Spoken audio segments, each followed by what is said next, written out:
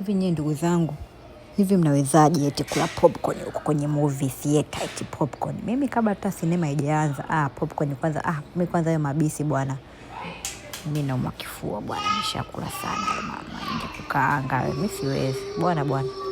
Mimi vitu vyangu, nipe maandazi, nipe mkate, libofuli, chapati, sijui libagia hapo tuendelee vitu. Nikibegi kangu nimeficha.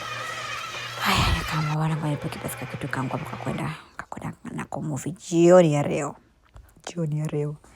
Nikakanda kidogo nikasema mimi naumwa kifua siwezi jamani, kaeka kwenye kwa mashine jamani. Ni mwanzeni nikasili.